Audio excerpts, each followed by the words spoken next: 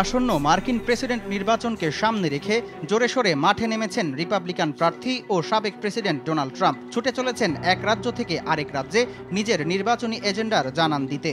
এরই ধারাবাহিকতায় ছুটে গিয়েছেন ফ্লোরিডায়। তবে এবার বিপত্তি বেঁধেছে রিপাবলিকান শিবিরের পদপ্রার্থী ডোনাল্ড ট্রাম্পের একটি মন্তব্যে। Walton switch, stylish and elegant. ফ্লোরিডায় এক রক্ষণশীল খ্রিস্টান গোষ্ঠীর আয়োজিত অনুষ্ঠানে ভাষণ দিচ্ছিলেন ট্রাম্প।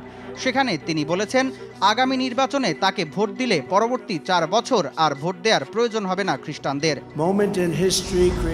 আপনারা বের হয়ে আসুন এবং আমাকে ভোট দিন, এরপর আপনাদের আর ভোট দিতে হবে না।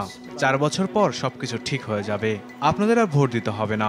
আমি খ্রিস্টানদের ভালোবাসি, আমিও একজন খ্রিস্টান। 4 বছরের মধ্যে আর ভোট দিতে হবে না। আমরা এমনভাবে বিষয়গুলো সমাধান করব যাতে আপনাদের আর ভোট দিতে না হয়। যদিও ট্রাম্পের এই মন্তব্যের কারণ পরিষ্কার করেনি কেউ। যুক্তরাষ্ট্রের রাজনীতিতে খ্রিস্টান সম্প্রদায়ের মানুষদের ভোট দিতে কম দেখা যায়। ধারণা করা হচ্ছে ভোটদানে উৎসাহিত করতেই এমন বক্তব্য দিয়েছেন 78 বছর বয়সী ট্রাম্প। সংবাদ সংস্থা রয়টার্স থেকে এ বিষয়ে ট্রাম্পের প্রচারের দায়িত্বে থাকা কর্তাদের সঙ্গে যোগাযোগ করা হলেও কোনো ব্যাখ্যা পাওয়া যায়নি। ডেমোক্রেটিকদের সম্ভাব্য প্রেসিডেন্ট পদপ্রার্থী কমলা হ্যারিসের প্রচারের দায়িত্বে যারা রয়েছেন তারাও এ বিষয়ে সরাসরি কোনো মন্তব্য করতে চাননি।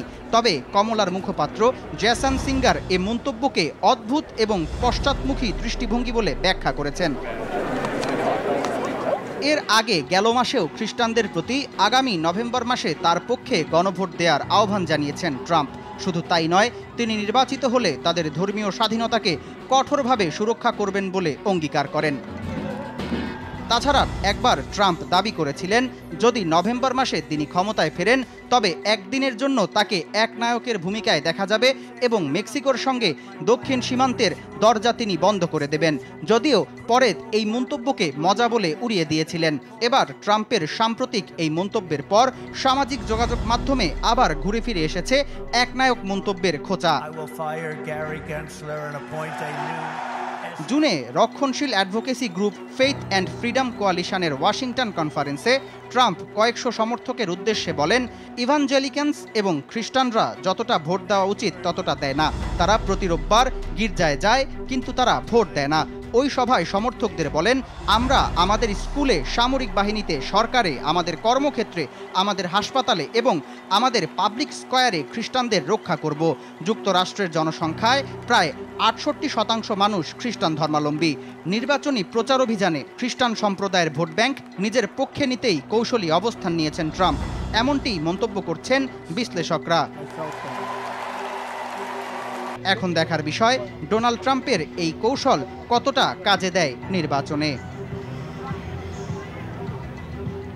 সামদানি প্রত্যয়, RTV।